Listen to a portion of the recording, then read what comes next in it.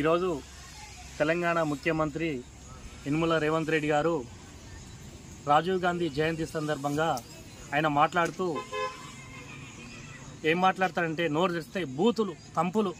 అసలు తెలంగాణ ప్రజలు అసహించుకుంటున్నారు ఈయన భాషను చూస్తే. ఏంది ఆ భాష? అసలు ఒక ముఖ్యమంత్రియా, లేకపోతే ఓ వీధి రౌడియా, లేదంటే ఒక పిచ్చుకుక్కనా? కేసీఆర్ని పట్టుకొని, కేసీఆర్ అంటే ఆషామాష కాదు, ఒక తెలంగాణ జాతిపిత. తెలంగాణ ప్రజలు కోరుకుంటారు. ఎందుకంటే దశాబ్దాలుగా తెలంగాణ వెంకబాటు తరానికి ఒక దిక్కుచ్చి కేసీఆర్ గారు. ఆయనను పట్టుకొని ఏదేదో మాట్లాడుతున్నావు. నీ చరిత్ర తెలుసుకో. నీవు ఒక 420, ఒక ఓటుకు నోటు దొంగవు, సంచుల మూటలు మోసే దొంగవు నువ్వు. ఆయనకు నీకు పోలిక లేదు. అసలు ఆయన మీద మాట్లాడే అర్హత కూడా నీకు లేదు. ఎందుకంటే ఈరోజు స్కూల్ పిల్లల ముందు మీటింగ్ మాట్లాడుకుంటూ అదొక బహిరంగ సభలాగా, ఆ పిల్లలకు తాగుబోతులాగా మళ్ళీ నీ భాష స్కూల్ పిల్లలకు నేర్పించే విధంగా ఉంది నీ భాష.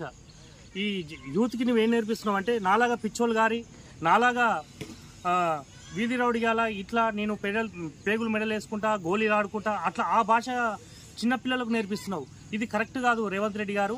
నువ్వు నేర్పించేది ఏంటంటే తెలంగాణ ప్రజలకు నువ్వు ఏం చేస్తావు, నా విధానం ఏంది, నా లైన్ ఏంది, నేను ఈ తెలంగాణకి ఇది చేస్తా, అంతే తప్ప ఇలాంటి బూతులు మాట్లాడితే తెలంగాణ ప్రజలు నిన్ను ఇప్పటికీ అసహించుకుంటున్నారు. మరీ ఘోరమైన భాష నీది. ఆ భాష మాట్లాడకపోతే చాలా మంచిది. ఎందుకంటే ఒక తెలంగాణ ముఖ్యమంత్రిగా నీకు అసలు చదువు వస్తుందా? అసలు మాకుండా పరిజ్ఞానం నీకు లేనట్టు అనిపిస్తుంది. అసలు ఆ భాష ఏందో నాకు అర్థం కాదు. అట్లాంటి భాష మానుకుంటే మాకు కూడా గౌరవంగా ఉంటుంది. ఏడికైనా పక్క రాష్ట్రాలకు పోతే అరే మీ తెలంగాణ సీఎం ఏందబ్బా ఇట్లా మాట్లాడతారంటే మాకు సిగ్గుతో తలదించుకోవాల్సి వస్తుంది. అట్లాంటి భాష మానేసుకుంటే మంచిది. ఇప్పటికైనా నీకు ఏమాత్రం తెలంగాణ మీద గౌరవం ఉన్నా కానీ నీవు ఆ భాష మానేసుకుంటే ఈ తెలంగాణ ప్రజలు సంతోషిస్తారు. నువ్వు అంటే తెలంగాణ కేటీఆర్ మీద, వాళ్ళ మీద, వీడు వాడు అసలు వీళ్ళకి నీకేమైనా పోలిక ఉందా?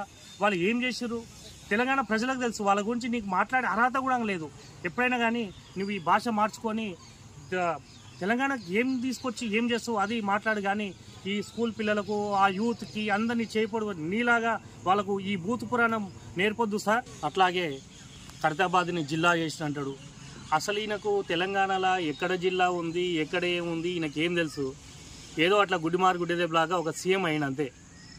కానీ తెలంగాణలో ఆనవాళ్ళు తెలియదు, ఇక్కడ ఏమున్నదో తెలియదు.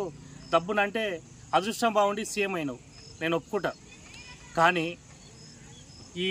నీకేం వస్తుందంటే ఒకటే వచ్చు, ఎక్కడ భూములు ఉన్నాయి, ఎక్కడ రియల్ ఎస్టేట్ చేయాలి, ఎక్కడ భూ కబ్జాలు చేయాలి, అది మాత్రం నీకు పర్ఫెక్ట్గా తెలుసు.